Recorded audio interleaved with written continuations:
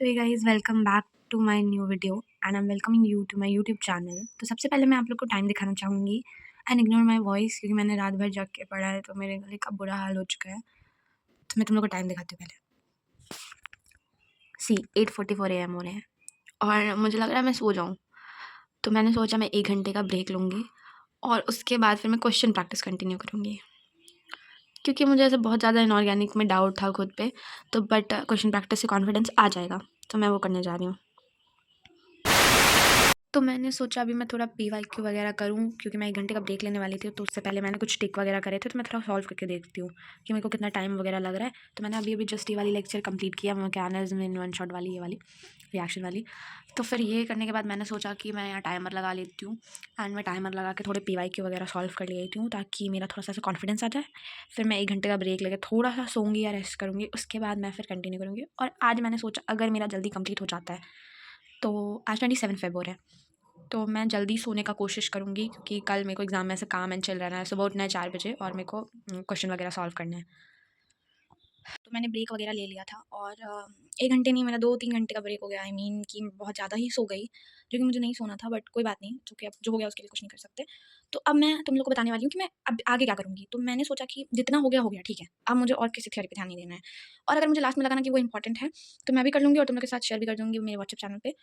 तो अब मैं क्या करने वाली हूँ, मैंने एडुकार्ड की सैम्पल पेपर ली थी, तो मैं उसको सॉल्व करने वाली हूँ। तो ये उसकी आंसर शीट है, कुछ इस तरह की है।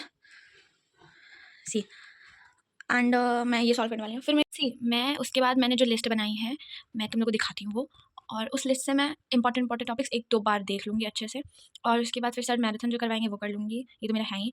एक चीज़ और ये भी है कि मुझे अभी बहुत प्रैक्टिस की ज़रूरत है क्योंकि I have lack of confidence in inorganic, क्योंकि मेरा वो अच्छे से नहीं हुआ है, क्योंकि मैंने उसको स्किप किया है।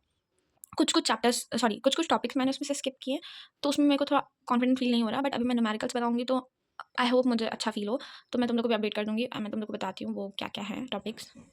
So this is the list और इसमें से सारे मतलब फिजिकल एंड ऑर्गेनिक के मैं बताने वाली हूँ और मैंने इसको ही फॉलो करा है। और फिजिकल केमिस्ट्री के लिए तो मैं बहुत ज़्यादा कॉन्फिडेंट हूँ क्योंकि मेरा हो चुका है। एंड मैं बताती हूँ तुमको, इलेक्ट्रोकेमिस्ट्री मैंने इसके सीबीएसई की ऑफिशियल वेबसाइट पे देखा था कि ये अकेला चैप्टर 9 मार्क्स का वेटेज कैरी करता है और ये बहुत ज़्यादा इंपॉर्टेंट है। और नर्स्ड इक्वेशन तो बहुत सारे पीवाईक्यू में इतना ज़्यादा रिपीट हुआ है, इसमें से काफ़ी क्वेश्चन आते हैं। एंड ये इलेक्ट्रोलिटिक्स है, इसको भी एक बार देख लेना। तो ये तीनों ही बहुत छोटे है, तुम देख के प्रैक्टिस कर लेना इसके क्वेश्चन अच्छे से।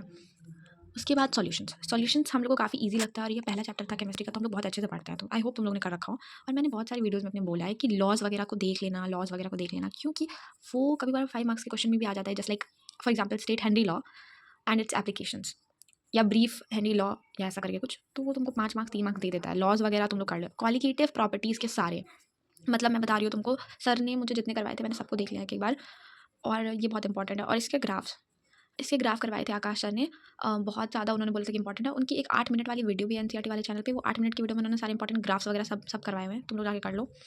And at last chemical kinetics, इसमें रेट ऑफ रिएक्शन से थोड़े कम ही क्वेश्चन आते हैं, तो इसको देख लेना एक बार। देन ऑर्डर मॉलिक्युलैरिटी, इसमें से काफ़ी like very very very very important. उसके बाद ऑर्डिनस क्वेश्चन, इससे भी काफ़ी ज़्यादा क्वेश्चन आते हैं, तो ये दोनों बहुत ज़्यादा इंपॉर्टेंट, मतलब ये चारों इंपॉर्टेंट हैं बट ये दोनों ज़्यादा इंपॉर्टेंट हैं। देन हम लोग ऑर्गेनिक केमिस्ट्री देखते हैं। तो बहुत लोग मुझसे पूछ रहे थे कैसे करें, क्योंकि अभी तक बहुत लोगों ने नहीं किया। तो तुम लोग ये बस टॉपिक्स देख लो, जैसे shielding effect, oxidation state trend, और मैं एक बात बताती हूँ, इंपॉर्टेंट कंपाउंड में से तुम ये वाला कर ही लेना।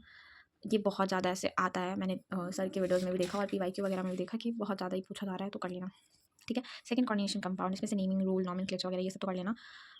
और इसमें से सभी इंपॉर्टेंट है, मतलब मैंने कुछ ज़्यादा नहीं किया बट थोड़ा बहुत मैंने देखा है ऊपर ऊपर से सब कुछ, क्योंकि कुछ ना पढ़ने से अच्छा है कुछ कर लेना, है ना, मानते हो ना तुम लोग भी। तो अब हम लोग ऑर्गेनिक देखते हैं, ठीक है। मैं ऐसा ना कि तुम्हारे पास 5 चैप्टर्स है, तुम समझो तुम्हारे पास एक ही चैप्टर है, क्योंकि उसको ऐसे देख के करो कि कोई बात नहीं, हो जाएगा। अपने ब्रेन को थोड़ा सा ऐसे धोखे में रखो। तो तुम्हें ये देख लेना। देखो मैकेनिज्म, मैं उसी दिन से बोल रही हूँ, मैकेनिज्म बहुत इंपॉर्टेंट है। SN1 मैकेनिज्म, SN2 मैकेनिज्म, और ये सब देख लो तुम लोग एक बार, कर लेना। और हाँ, रिएक्शंस में Sandmeyer reaction, Cannizzaro reaction and aldol reaction, ये तीनों कर ही लेना। मेरी रिक्वेस्ट है तुम लोग से, ये तीनों कर लेना। ये बहुत ज़्यादा आता है, मैंने पीवाईक्यू में देखा था, तो कर लेना, ठीक है। उसके बाद प्लान किया था कि मैं रिएक्शंस वगैरह जो है वो फ्लो चार्ट बना के मैं रिएक्शन वगैरह करूँगी, तो उससे ईजी होता है। जैसे कि मैं ऐसे करके मतलब सबके बनाऊँगी फ्लो चार्ट और उसको रिवाइज़ करूँगी। सो या ये थी मेरी list. That's it for the video. I hope you like the content. If you like the content, subscribe, like, comment and share. और तुम लोग को कोई भी क्वेश्चन है तो तुम लोग मेरे से कमेंट में पूछ सकते हो। Best of luck for your chemistry examinations. और स्ट्रेस मत लो, पैनिक मत करो, सब पास हो जाएंगे। अच्छे से काम डाउन होके बस एक काम करो कि क्वेश्चन प्रैक्टिस करो। और हाँ, एक मैराथन आ रही है, अगर तुम लोग को अटेंड करना है तो वो वाला भी कर लेना। एंड सुबह वाला सेशन प्लीज़ अटेंड करना, ये नहीं कि सो रहे हैं, नींद पूरा कर रहे हैं। थोड़े लास्ट टाइम एफर्ट्स लगा लो, एक दिन बचा है, उसके बाद मस्ती कर लेना, क्योंकि फिर इंग्लिश एंड बायो का एग्जाम है, तो ज़्यादा ऐसे भारी वाली एग्जाम है नहीं, चिल रहो, हो जाएगा सब। तो भी ऑल द बेस्ट, और तुम लोग कमेंट सेक्शन में मुझे भी विश कर देना all the best for exam. तो सो या, बाय बाय, टेक केयर।